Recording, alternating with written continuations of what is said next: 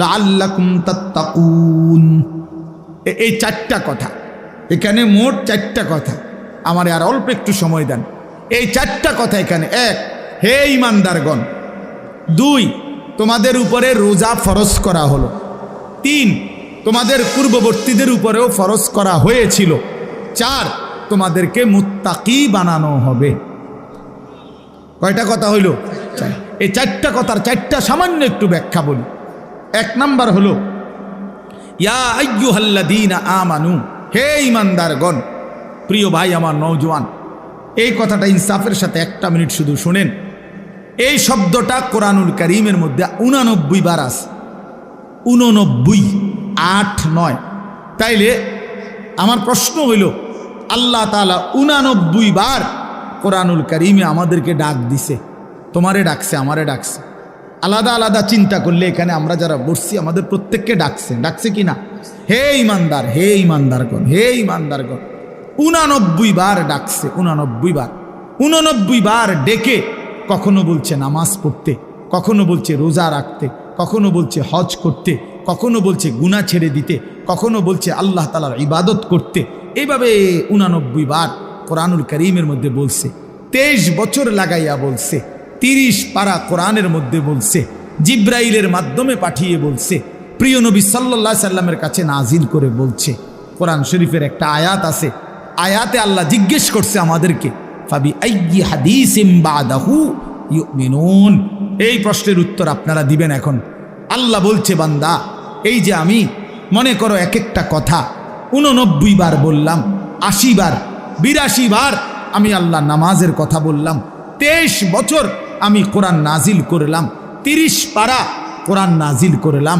আমি আল্লাহ আমার রসুলের কাছে নাজিল করলাম, শ্রেষ্ঠ ফেরেশতা দিয়ে নাজিল করলাম।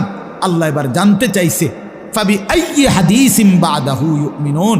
আমার বান্দা বলো না, এরপরে আমি আর কোন কিতাব নাজিল করিলে, এর চাইতে দামি আর কি নাজিল করিলে, এর চাইতে দামি আর কোন রসুলের কাছে পাঠাইলে, এর চাইতে দামি আর কোন ফেরেশতা দিয়া পাঠাইলে। 23 বছর বলার পরে আর কত বছর বললে? 30 পারা কোরআন নাজিল করার পরে আর কত পারা নাজিল করিলে? 89 বার বলার পরে আর কতবার বললে? 82 বার বলার পরে আর কতবার বললে? তুমি বান্দা বলো, আমার কথা মেনে নিতা? আল্লাহ জানতে চাইছে। কোরআন শরীফের আয়াত, ফাবি আইয়ি হাদিস। 29 পারায় ওই সূরাটা আছে, ওই সূরা মুরসালাত। ওই সূরার মধ্যে আল্লাহ এটা জিজ্ঞেস করছে, বান্দা বলো না, আমি আল্লাহ আর কি বললে, কেমনে বললে, আর কতবার বললে তুমি আমার কথা মেনে নিতা? অতএব বাপ যারা নামাজ পড়েন না, নওজোয়ান ভাই তোমরা যারা নামাজ পড়ো না, দোস্ত ইনসাফের সাথে এই রাত অন্ধকারে একাকী একটা মিনিটের জন্য হইল যদি মায়ের বুকের দুধ পান করে থাকো ভাইয়া, তো একবার হলো, যদি মুসলমানের ঘরে জন্ম নিয়ে থাকো বন্ধু, একবার হইল ভাইব যে তোমার আল্লাহ তোমার কাছে জানতে চাইছে যে বান্দা, আমি আর কতবার বললে, আমি আর কত পারা নাজিল করিলে? আমি 23 বছর বলে গেলাম। 23 বছর বলার পরও যেহেতু হয় নাই, তুমি বলে দাও বান্দা, আমি আল্লাহ আর কতবার বললে, কত বছর বললে তুমি আমাকে মেনে নিতা, আমার কথাগুলো মেনে নিতা? কি বলবেন? হ্যাঁ, কি জবাব দিবেন বলেন? জবাব দেন। বেনামাজি জবাব দেন, সুদখোর জবাব দেন, এই হারামখোর জবাব দেন, বলেন। আর কত বছর বললে, কতবার বললে সুদ ছেড়ে দিতেন? আর কতবার বললে মিথ্যা ছেড়ে দিতেন? যেই বোনেরা বেপর্দা, ওই বেহায়া বেপর্দা নারীকে জিজ্ঞাসা করেন, এই অসভ্য বেহায়া নারী, আর কতবার বললে তুই পর্দা করতি বোন, বল, বলেন। আহা, কিভাবে সম্ভব? আমি জিন্দেগিতে বহুত চিন্তা করে দেখছি, আমি বহুত ভাবছি, বিশ্বাস করেন।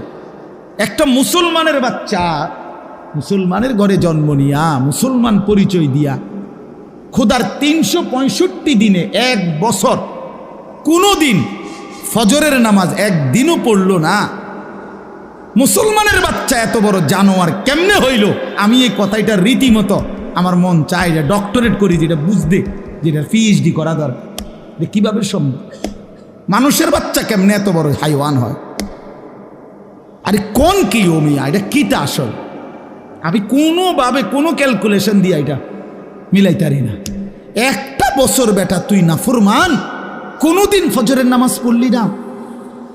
আরে তুই কি মানুষের বাচ্চা রে?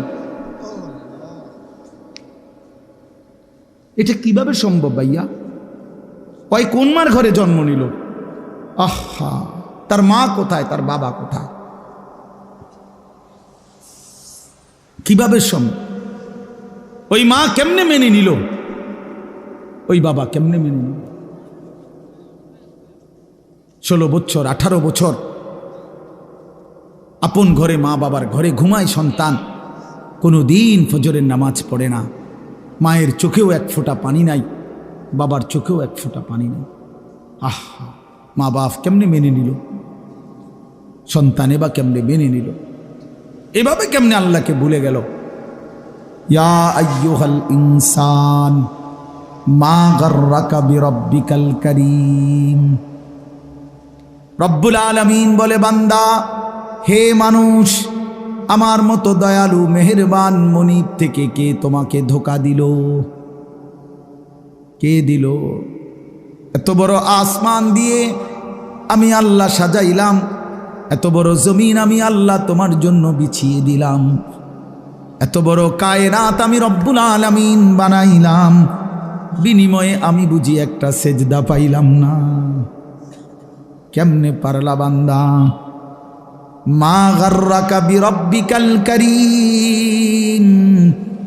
আল্লাহ বলে, বান্দা, কে তোমারে ধোঁকা দিল? বান্দা, এমন কোন বন্ধু পেলে, এমন কাকে পেয়ে গেলা বান্দা, যাকে পেয়ে তুমি আমার মতো মালিককে ছেড়ে দিলা?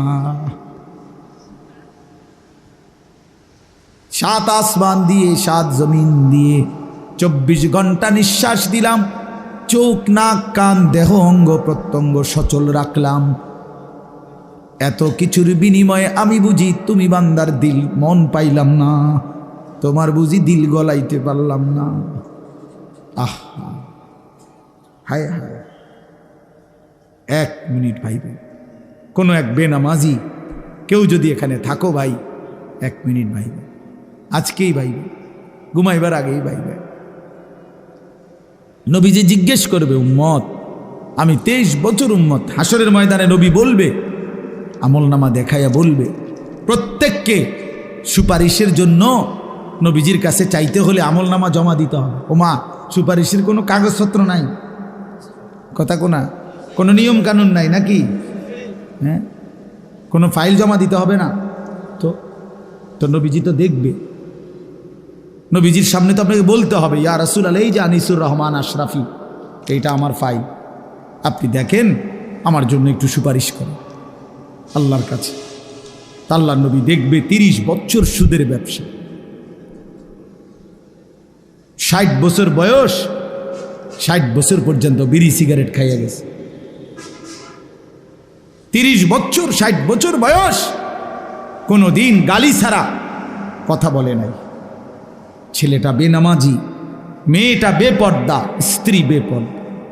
মৃত্যু পর্যন্ত আমার উম্মতের ঘরে প্রতিদিন রঙিন টেলিভিশনে নাচ গান নর্তকীর ছবি চলছে। তার ছেলে মেয়ে নাতি নাতনি বসে নাচ গান নাটক সিনেমা দেখে গেছে। কোনো দিন গালি ছাড়া কথা বলে না, হালাল রোজগার বলতে কিছু নাই। ফজরের নামাজ 1000 পৃষ্ঠা উল্টাইও, ফজরের নামাজ বলতে কিছু নাই। আল্লাহর কসম, আমরা উর্দু কিতাবে পড়ছি, নবীজি চোখের পানি ফেলে দিবে, নবী কাঁদবে, আল্লাহর নবী কাঁদবে, বলবে, উম্মত, আমি সেই নবী যে 23 বছর তোদের জন্য কেঁদেছিলাম, আমি সেই নবী যে পেটে ক্ষুধার কষ্টে 2টা পাথর বাঁধছিলাম, আমি সেই নবী তায়েফের রক্তে যে সমস্ত শরীর রক্তাক্ত করেছিলাম, উহুদের দান শহীদ করা রক্ত নিয়ে ময়দানে পড়েছিলাম বেহুশ হয়ে। আমার এত রক্ত, আমার এত চোখের পানি, আমার এত ক্ষুধার কষ্টের বিনিময়ে উম্মত এই আমল নামা, তুমি আমারে এত বড় বেইজ্জতি কেমনে করলে?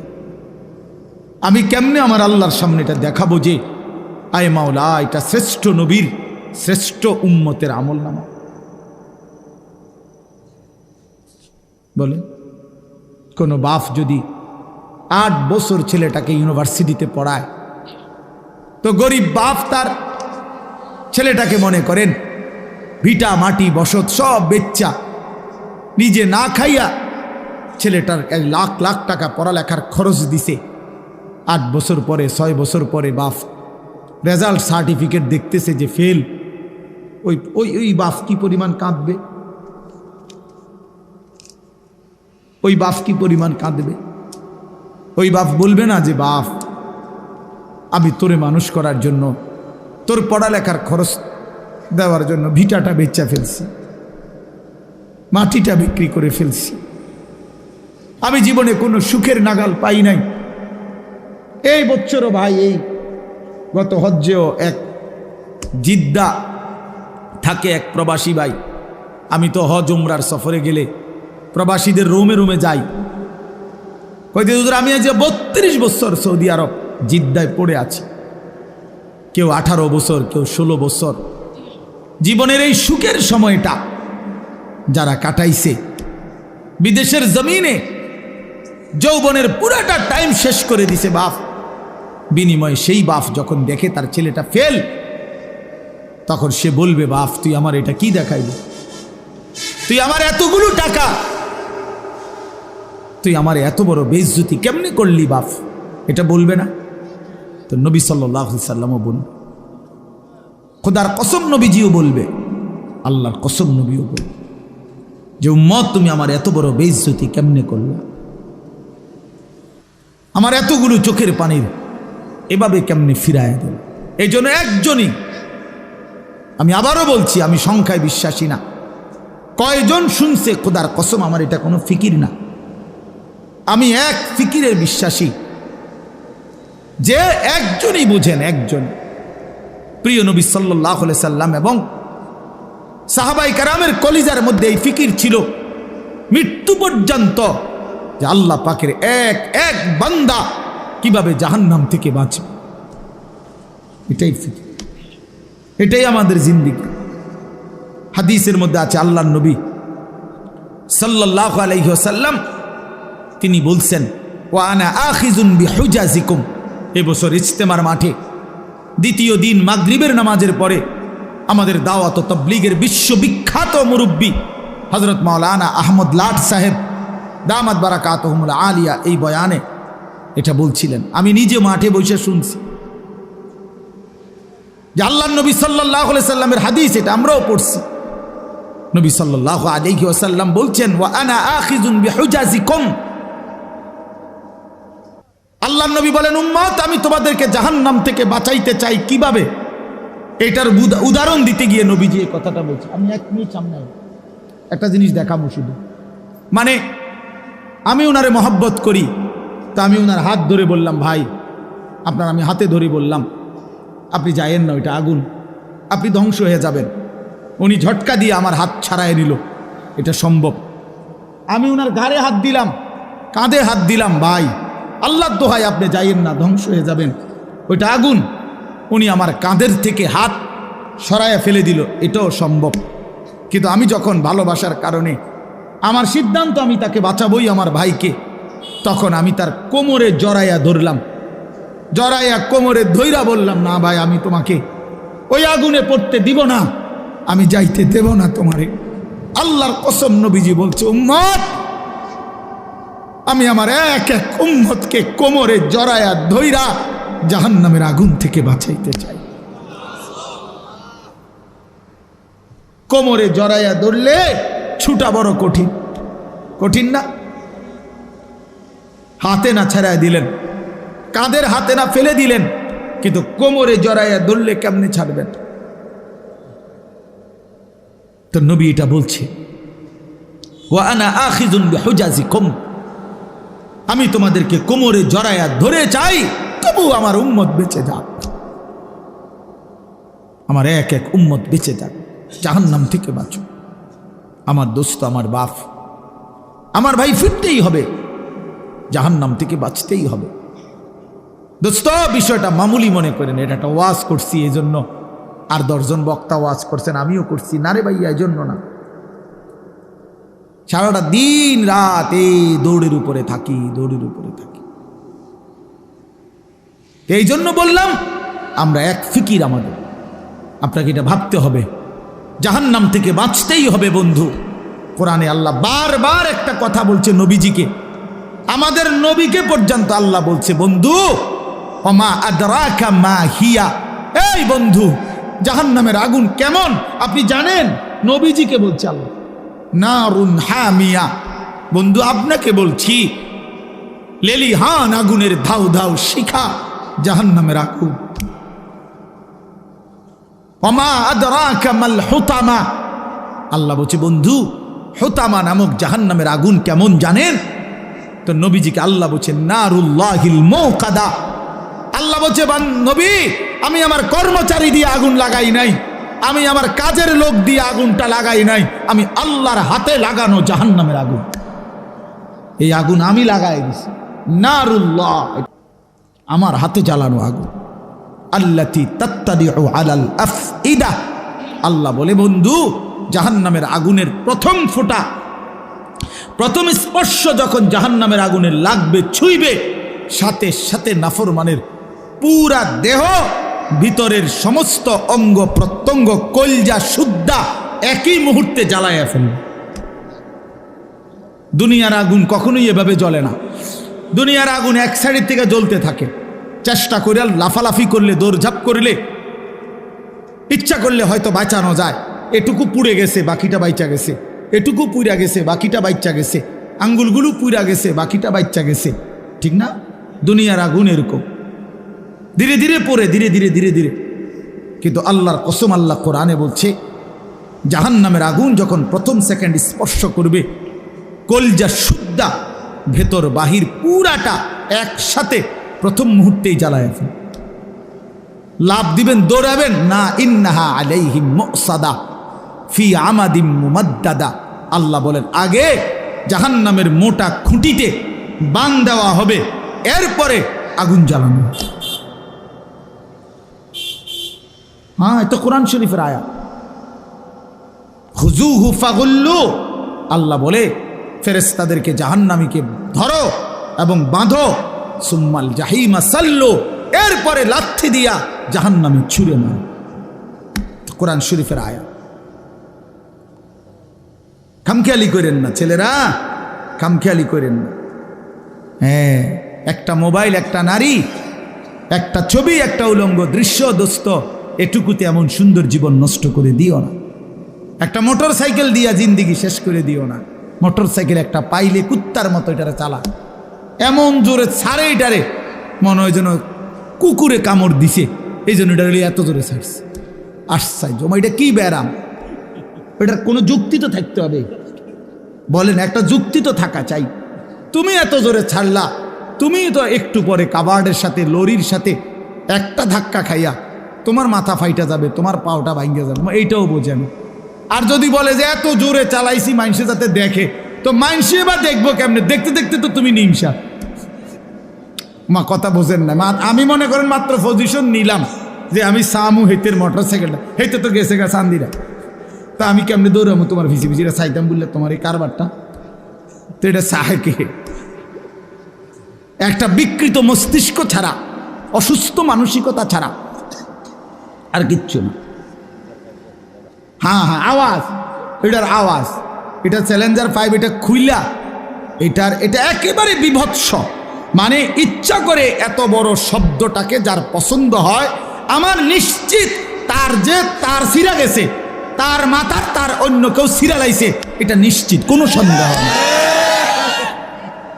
কোনো সন্দেহ, কোনো সন্দেহ। হ্যাঁ হ্যাঁ, কোনো সন্দেহ নেই। এর জন্য হের মাথার তার সিরা লাইছে দেখে সে মোটর সাইকেলের তার সিরা লাইছে। হ্যাঁ হ্যাঁ, দোনোটা মাতাল। নাউজুবিল্লাহ, নাউজুবিল্লাহ। আল্লাহ পাক আমাদেরকে বিবেক দান করেন, ইনসাফ দান করেন। তো বলতেছিলাম, আল্লাহ তাআলা বলেন, হে ঈমানদার, আমি এই কথাটাই বলছি, এই এক শব্দ বললাম, আল্লাহ জানতে চাইছে, বান্দা বলো না, আমি আর কতবার বলতাম, আমি আর কতবার ডাকতাম, 89 বার ডাকলাম। সর্বশেষ কথা হইল আল্লাহ বলে, বান্দা তোমার উপরে রোজা ফরজ করা হয়েছে, পূর্ববর্তীদের উপরও ফরজ করা হয়েছে। এই শেষ কথা হলো উদ্দেশ্য কি? আল্লাহ বলছেন উদ্দেশ্য একটাই, লাআল্লাকুম তাত্তাকুন, আমি আল্লাহ তোমাকে জান্নাত দিতে চাই। আমি জান্নাত বানাইছি মুমিনের জন্য, আমি জান্নাত দিতে চাই। আর জান্নাত নিতে হলে আরেকটা জিনিস লাগবে, সেটা হলো তাকওয়া। আর এই রমজানের মাধ্যমে আমি আল্লাহ তোমাকে তাকওয়া অবশ্যই দান করব। এজন্য রমজান, মাহে রমজান আল্লাহ তাআলা নিজের হাতে সাজাইছেন। আল্লাহ নিজের হাতে সাজাইছেন। রমজান মানে ভিন্ন কিছু।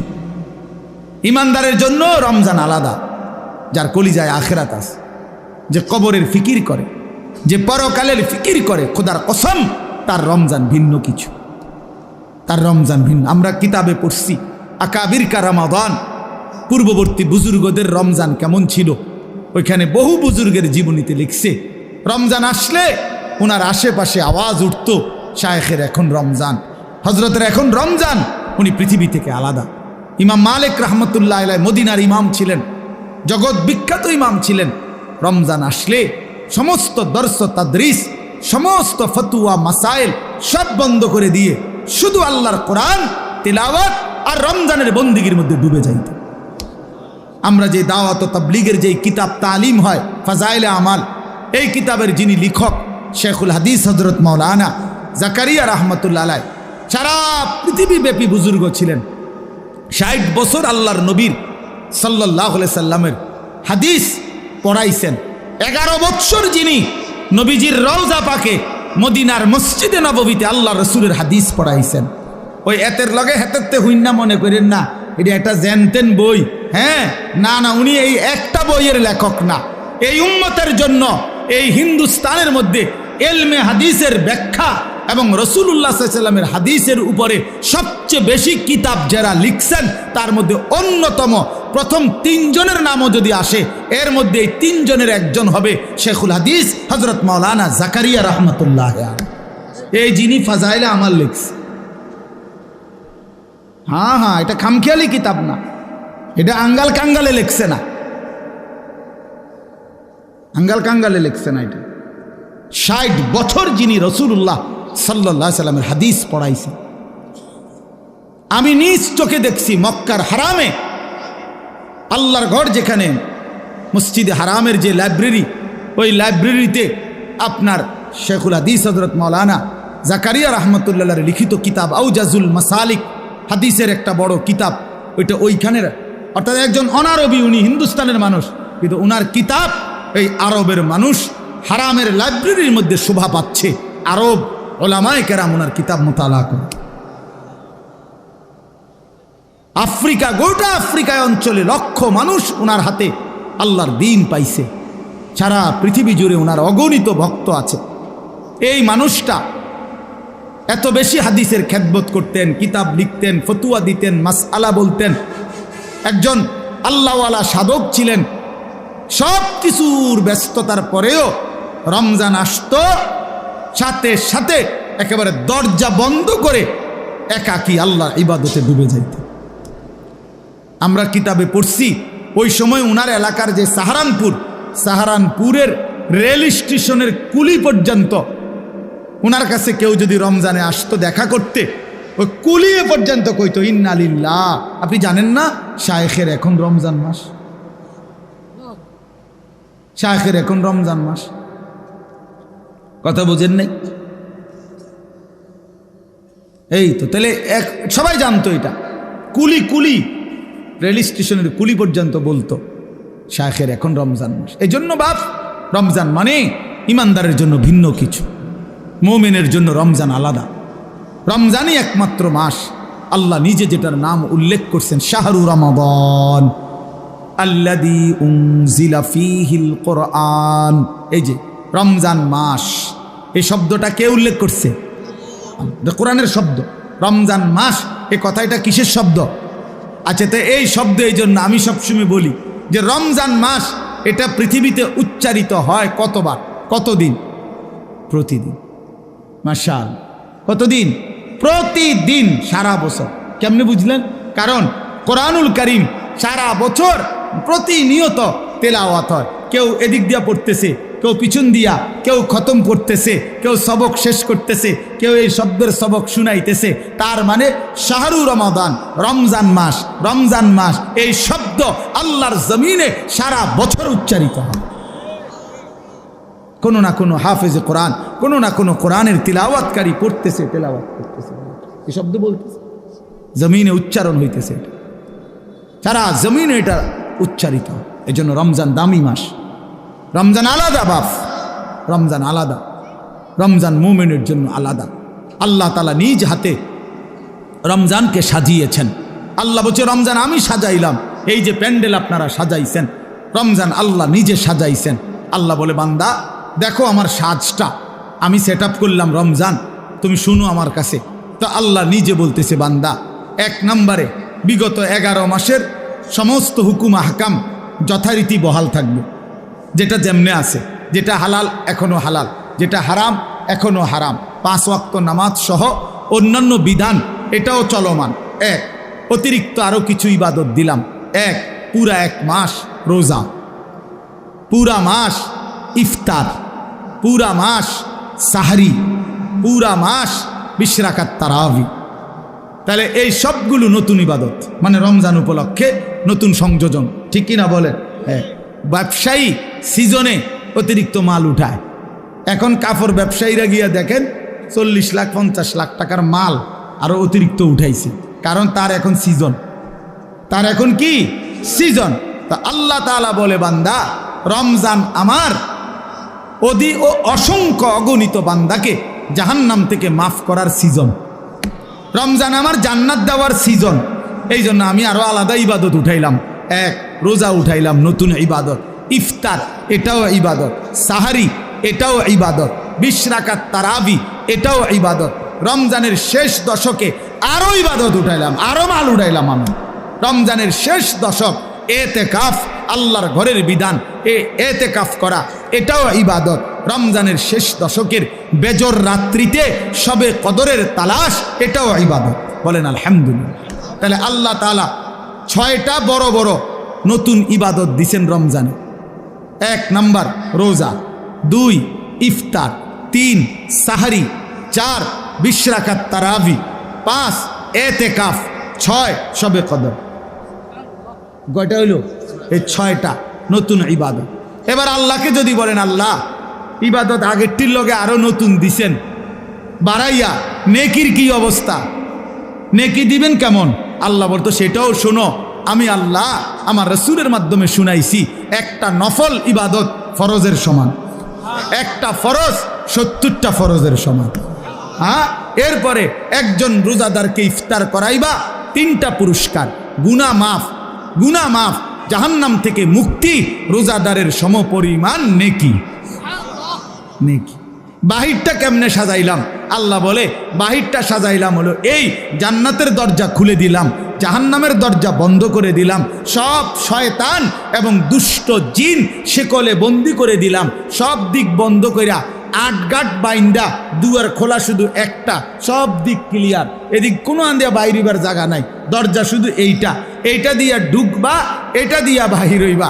আল্লাহ যেন বলছে পুরা মাস আমি আল্লাহ নেকিও বাড়ায় দিলাম, ইবাদতও বাড়ায় দিলাম, জাহান্নামের দরজা বন্ধ করলাম, শয়তানকে বন্দি করলাম, জান্নাতের দরজা খোলা রাখলাম। এবার পুরা রমজান যেখান দিয়া রওনা দাও, কুমিল্লার থেকে, চিটাগাং থেকে, খুলনা থেকে, সিলেট থেকে, বাংলাদেশ থেকে, লন্ডন থেকে, ইউরোপ থেকে, আমেরিকা থেকে, সৌদি আরব থেকে, বাহরাইন থেকে, যেখান থেকেই আমার রমজানে রওনা দিবা, আমার বন্দিগি, আমার হুকুম মানবা, গুনাহ ছেড়ে দিবা, আমার ইবাদত করবা, মাস শেষে একটাই দরজা মিলবে, সেটা শুধুই জান্নাত, শুধুই জান্নাত, শুধুই জান্নাত। 30 দিনের মাথায়, 29 দিনের মাথায় সব ইমানদার জান্নাতে ঢুকবে, কারণ দরজা তো খোলাই শুধু জান্নাতে। বুঝেন নাই কথা? লাআল্লাকুম তাত্তাকুন, এজন্য রব্বুল আলামিন বলছে আমি মুত্তাকি বানিয়ে দেব।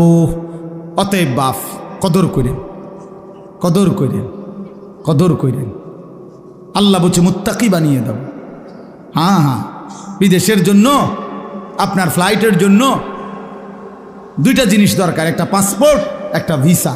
এই যে আমার পাসপোর্টও হয়েছে, ভিসাও হয়েছে। আমার ফ্লাইট সোমবারে, উমরার ফ্লাইট 24 তারিখ। তো এখানেও আল্লাহ তাআলা বলছে, ইয়া আইয়ুহাল্লাযীনা আমানু, হে ঈমানদার, আমি তোমার ঈমানের পাসপোর্ট নিলাম। 30 দিন কথা মতো চলবা, অথবা 29 দিন, 31 দিন লাগবে না। 30 দিনের মাথায় ঈমানের পাসপোর্টে আমি আল্লাহ তাকওয়ার ভিসা লাগায় দেব, ঈদের দিন ফ্লাইটে উঠে দেব। যা, ঈদের দিন জান্নাতের ফ্লাইট। ফ্লাইট কোন দিন? ভিসা লাগবে কয় দিনে? 30 দিন, অথবা 29 দিন, 31 দিন। 31 দিন নেব না, 30 দিনে ভিসা, 29 দিনে ভিসা। এই জন্য আমরা রমজানকে কদর করব তো ইনশাআল্লাহ। সর্বশেষ অনুরোধ হইল, আল্লাহর ওয়াস্তে নিজের মা বোন, নিজের স্ত্রী কন্যাকে এত বড় শ্রেষ্ঠতম রমজানে আল্লাহ রহমত দিতে চায়, মাগফিরাত দিতে চায়, জাহান্নাম থেকে নাজাত দেয়, আল্লাহ 70 গুণ নেকির পরিমাণ বাড়ায়া দেয়। বাপ, এই অবস্থায় যে মুসলমান, যে ইমানদার নারী মুসলিম পরিচয় দিয়ে বাজারে বাজারে, মার্কেটে মার্কেটে ঘুরে একজোড়া জুতার জন্য, একটা শাড়ির জন্য, একটা গহনার জন্য, একটা 3 পিসের জন্য, আল্লাহর কসম, আমার শায়েখ আল্লামা মুফতি মুশতাকুন নবী সাহেব হুজুর সব সময় বলে, হায় বোন, আহা মা বোন, হীরা মণি মুক্তা ছেড়ে এক মাটির দলা নিলাম। রমজানের এক এক মুহূর্ত ছিল তোমার জন্য হীরামণি মানিক, হীরামণি মুক্তা। তুমি এমন হীরামণি মুক্তা ছেড়ে দিয়ে তুমি মাটির ঢিলা নিলা, অর্থাৎ তুমি একজোড়া জুতা নিলা। তো আল্লাহ ডাকতেছে, আমার বান্দি শোনো, রহমত নাও, মাগফিরাত নাও, নাজাত নাও। নাফরমান এই বেহায়া বেপর্দা নারী বলতেছে, আল্লাহ তোমার এটি তোমার কাছে রাখো, ইতান আমার লাগতো না, আমার দরকার জুতা, আমি জুতা কিনতে যাই, আমার দরকার 3 পিস, আমার দরকার শাড়ি গহনা। ইনসাফ না, এটা ইনসাফ না, এটা কখনোই ইনসাফ হইতে পারে না। এই পৃথিবীতে এই 1450 বছরের মধ্যে পৃথিবীর কোনো কিতাবে, গোটা পৃথিবীর কোনো আলেম, কোরআন সুন্নাহর কোথাও এই কথা নাই যে ঈদের দিন, রমজানের ঈদের দিন নতুন কাপড় ইনটেক, অর্থাৎ আজকেই প্রথম পরা শুরু করছে, এমন জুতা, এমন শাড়ি, এমন জামা, এমন প্যান্ট পরতে হবে, এমন কথা খোদার কসম পৃথিবীর কোনো কিতাবে নাই। আল্লাহও বলে নাই, রসুলও বলে নাই, কোনো উলামায়ে কেরাম বলে নাই। এটা দুশ্মনের বানানো, এটা দুশ্মনদের বানানো। এটা আজকে আমাদের কলিজায় ঢুকায় দিছে। ঈদ মানে নতুন জুতা, ঈদ মানে নতুন শাড়ি, ঈদ মানে নতুন গহনা, ঈদ মানে নতুন জামা। আল্লাহর কসম এটা মিথ্যা কথা, মিথ্যা কথা, মিথ্যা কথা, মিথ্যা কথা। এটা ঈদ মানে ইবাদত, ঈদ মানে জুতা না। তোমার কি ঈদের দিন জুতা দিয়া ফিটবো নি? তুমি জুতা দিয়া কিনবা? হ্যাঁ, ফালতু কোথাকার। ঈদ মানে জুতা হবে কেন? ঈদ মানে ইবাদত। ঈদ মানে কি? ইবাদত। বিবাহ মানে উৎসব না, বিবাহ মানে ইবাদত। নবীজি বলছে, আন নিকাহু মিন সুন্নতি, বিয়ে আমার সুন্নাত। তো যেটা সুন্নাত এটা তামসা, কথা বলেন না কেন? এটা ফুর্তি না, ইবাদত। তাইলে বিবাহ ইবাদত, ঈদ ইবাদত, এটা ইবাদত। অতএব কারো বাফে দেয় নাই ঈদ, এটা জাতিসংঘ দেয় নাই, বাংলাদেশ সরকার দেয় নাই। যিনি দিয়েছেন ঈদ, তুমি ঈদের আনন্দ যদি করতে হয় তো তার নির্দেশনা মতে করতে হবে। ঈদ হইল আল্লাহর, ঈদ হইল রাসূলুল্লাহ বলছেন, ওমা বাজায় ডেকসেট, ডেকসেট বাজায়, ডেক পিকআপের মধ্যে করে, হ্যাঁ পিকআপের মধ্যে আপনার ডেকসেট বাজায় ঈদের দিন। ও ক্যান্টনমেন্ট থেকে চান্দিনা, চান্দিনার থেকে ক্যান্টনমেন্ট, ক্যান্টনমেন্ট থেকে এলিটগঞ্জ, এলিটগঞ্জ থেকে ক্যান্টনমেন্ট, পিকআপে কইরা আপনার পিকআপের মধ্যে ডেকসেট বাজে, গান বাজে, আর সাথে 12, 14, 16 জন, এরাও কুত্তার মতো লাফায়, কুত্তার মতো লাফায়। আমার ছেলে জিগাইছিল আমার একদিন ঈদের দিন, ছোট ছেলে, জাব্বু এরা এরম লাফায় গা। আল্লাহর কসম আমি হেরে কইছি, আব্বা হে করে কুত্তা কামড়াইছে। হ্যাঁ, এই জন্য আর আজকে ঈদের দিন দেখে দোকানপাট বন্ধ, কোনো ওষুধের দোকান নাই। মিজান ভাই আইলাইছে মাহফিলে, তো এই জন্য কোনো ডাক্তার নাই, এই জন্য কুত্তার কামড়ে এভাবে লাফাইতে আছে।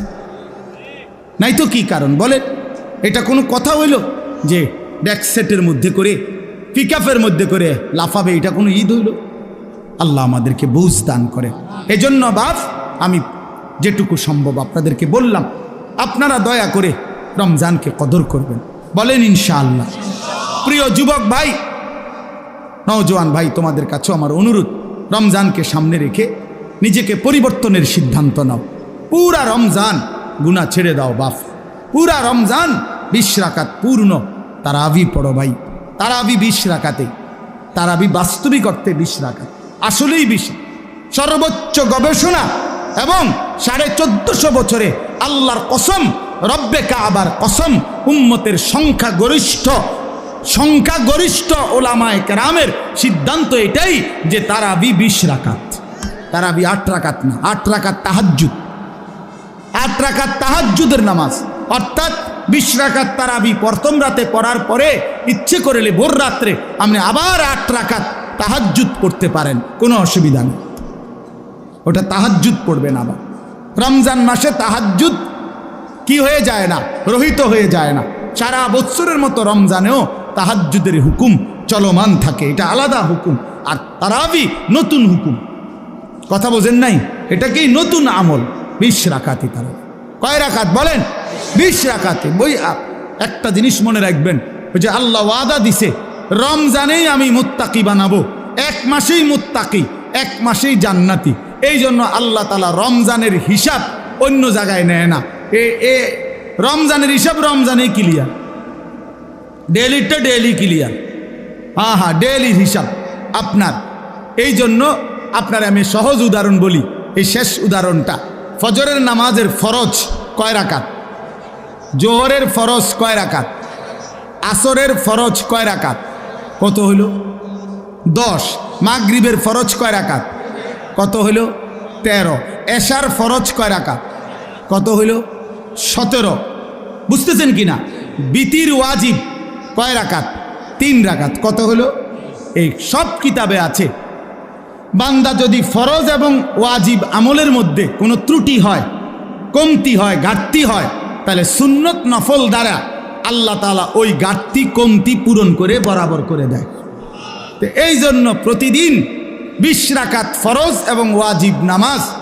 এই আজকের দিনে যা হইল রমজানে, তো আজকেই আবার রাতে 20 রাকাত তারাবির মাধ্যমে আল্লাহ তাআলা ওই 20 রাকাত ফরজ ওয়াজিবের ঘাটতি পূরণ করে ডেলির হিসাব ডেলি মিলাইয়া শেষের দিনে জান্নাত দিয়ে দেয়। হ্যাঁ, এটা বলে হুজুর আপনি এটা বানাইয়া করলেন না, খোদার কসম এটা বানাইয়া বলি নাই, এটা কিতাবে আছে। আমি বানাইয়া কমু কিতাবে, এতক্ষণ কথা কইছি না বানাইয়া, অন শেষের বেলায় একটা কথা মিছা কথা কোনের কি দরকার? কথা আমার বলেন না, বুঝেন না কথাটা? এটা আমার স্বার্থ কি? তারাবির নামাজ আপনারে 20 রাকাত পড়াইলে আমার স্বার্থ কি? আলগা বেনিফিট কি? এতে করে আমার 10টা টাকা আইব নাকি? তো এনে কি এর মধ্যে এনে বেনিফিট তো নাই আলাদা। তাই এই জন্য আমরা ইনশাআল্লাহ যুবক ভাই পূর্ণ 20 রাকাত তারাবি পড়বেন, বলেন ইনশাআল্লাহ।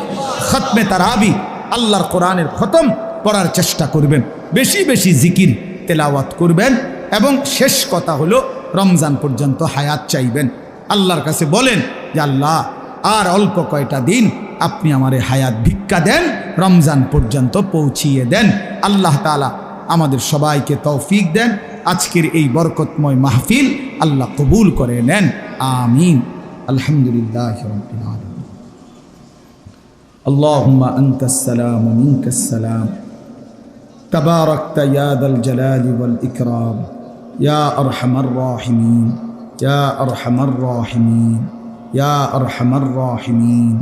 রব্বানা যালামনা আনফুসানা ওয়া ইল্লাম তাগফির লানা ওয়া তারহামনা লানাকুনান্না মিনাল খাসিরিন।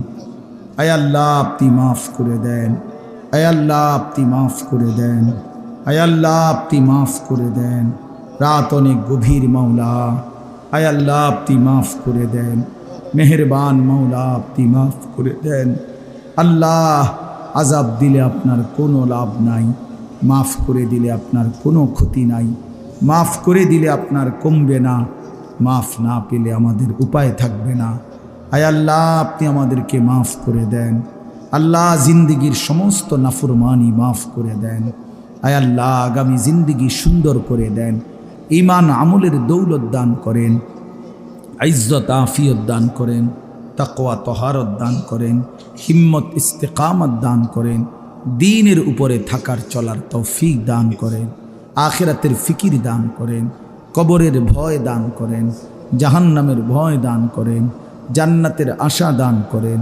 আয় আল্লাহ জিন্দিগি সুন্দর করে দেন, বাকিটা হায়াত কাজে লাগাবার তৌফিক দান করেন, সেজদাওয়ালা কপাল বানিয়ে দেন, কাঁদনেওয়ালা চোখ বানিয়ে দেন, জিকিরওয়ালা জবান বানিয়ে দেন, মোহাব্বতওয়ালা দিল বানিয়ে দেন, সুন্নাতওয়ালা বন্দিগিওয়ালা জীবন বানিয়ে দেন। আল্লাহ আপনি জিন্দিগি কাজে লাগাবার তৌফিক দান করেন। আল্লাহ আমাদের সকলকে কবুল আর মঞ্জুর করেন। মাওলা আমার কিশোর যুবক ভাইগুলোকে নামাজি বানিয়ে দেন, চরিত্রবান বানিয়ে দেন। বাবা চাচা মুরব্বীদেরকে আরও বেশি নেক আমলের তৌফিক দান করেন। ওলামায়ে কেরামকে হায়াত দারাজ করেন। সমস্ত কবরবাসীদেরকে মাফ করে দেন। কিয়ামত পর্যন্ত কবরের আযাব মাফ করে দেন। কবরগুলোকে জান্নাতের টুকরা বানিয়ে দেন।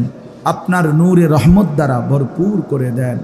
আল্লাহ প্রত্যেকেই আমরা স্বজন হারা, মা বাপ আত্মীয় স্বজন কতজনকে হারিয়েছি। আল্লাহ প্রত্যেকটা কবরবাসীকে মাফ করে দেন।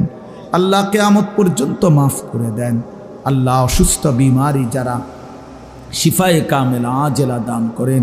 প্রত্যেকের কামাই রুজিতে হালাল বরকত দান করেন।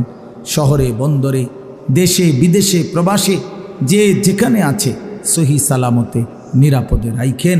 হালাল রোজগার করার তৌফিক দান করেন। প্রবাসী বাবা ভাইদেরকে ঈমান আমলের সাথে থাকার তৌফিক দান করেন। আল্লাহ আমাদের সকলকে কবুল আর মনসুর করে নেন।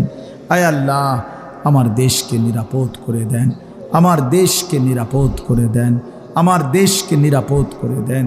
আমার প্রতি ইঞ্চি মাটিকে আল্লাহ, আমার মাতৃভূমির প্রতি ইঞ্চি জমিনকে আপনি নিরাপদ করে দেন।